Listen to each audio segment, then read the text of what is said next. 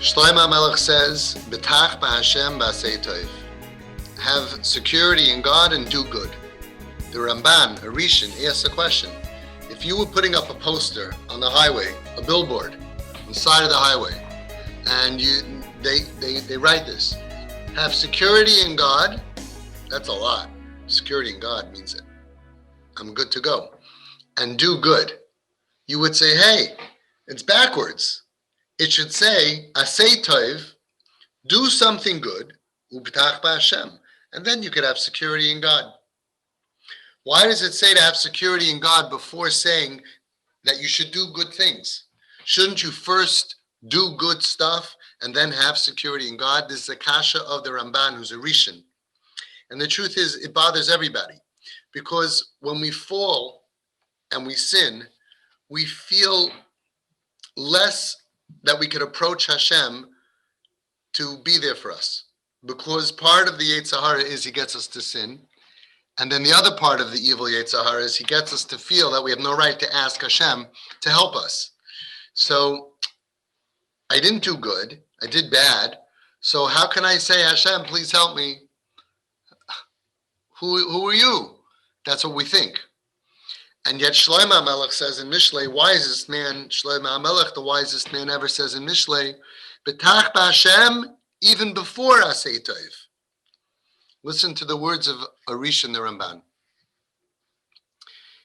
Even before you did anything good, v'teda ba'atzmecha she'ato rasha, and you know you're a rasha, you're undeserving. Still, b'tach b'Hashem first. B'tach b'Hashem, have security in Hashem, ki hu bal harachamim v'yirachamecha, because he is the all-merciful and he will have mercy on you. We grow up with the thinking ingrained in us that I could daven really great if I'm a tzaddik, but if I do averis, Hashem doesn't want my tefillah. I can say, Hashem, please help me, and I can rely on you, Hashem, if I'm a big tzaddik and I did a lot of mitzvahs. But if I did a lot of averis, how can I go to Hashem? Why should I rely on Hashem? We think it's like a boss. You take off work for 3 weeks, you come, boss, please help me. I need money for a loan. Your boss is going to say, why should I help you? What'd you do for me lately? But God doesn't work like that. B'tach b'Hashem comes before asei tov. We have to have security in Hashem. And when we do, habetach b'Hashem, mida keneged mida, chesed yisai vivenu. The more that we rely on Hashem, the more chesed yisai vivenu, the more we are surrounded by God's chesed, his compassion. Person gets a phone call, he's being sued, he calls his lawyer, and he has betachin in Hashem, bezrat Hashem, be'ezus Hashem, and be'ezus my lawyer. We always rely on the doctor, the lawyer.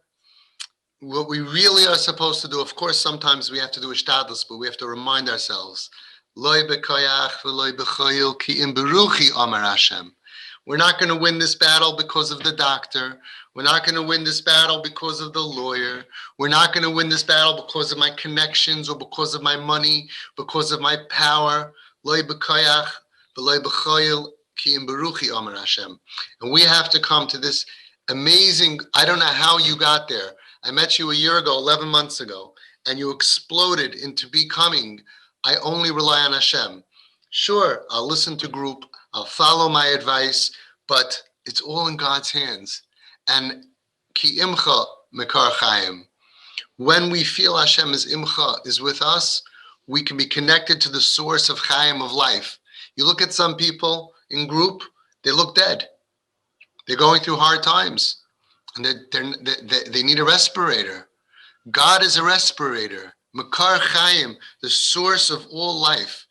The more that we are imcha, the more that we feel that it's me, God is holding my hand, even before asei tov, even sheteda ba'atzmecha she'ato rasha, still he's holding my hand, then I'm full of life, I'm full of connection, I'm not alone. Ki imcha makar chayim. We have to remember that. And we looked at the Holocaust. There were people who went dancing into the gas chambers. There were people in the Holocaust, so many stories. They said, Hashem is holding my hand. They were connected to life. You have people, like I said before, it could be in Beverly Hills with $100 million taking painkillers, anxiety, or committing suicide because they're disconnected from God.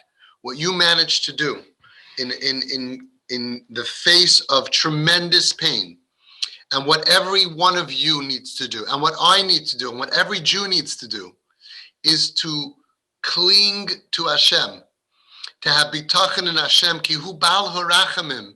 He's endless mercy, endless compassion. V'yirachamecha, and he'll have mercy on us. And the truth is, we need to teach this to our children in 4th grade, 5th grade, 6th grade, 7th grade. This is the main message. So when they hit a bump in the road, they shouldn't let go and say, oh, I did this big avera, I'm all alone. It's me against the world.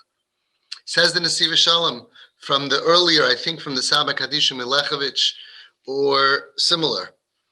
He says, Yehudi, afilu she'avra avera hachamura b'yoser, a Jew, even after he does avera, sin, hachamura b'yoser, extra super duper sin.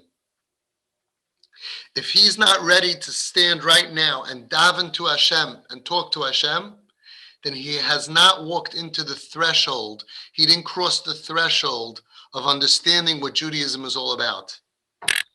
We are programmed that a guy does a big avera, he comes back and they say, oh, we need you for a 10th person for a minyan. He's going to say, God's not interested in my tefillah after what I just did.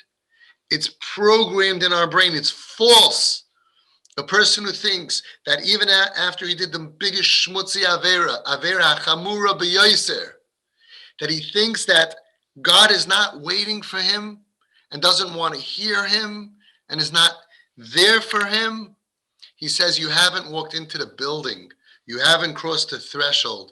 And what you just said to me is the biggest mussar shmooze, because it's live. It's not somebody gets up in front of 10,000 people and says a shmooze. You're living it. You are living emunah. You are living emunah and bitachon in Hashem.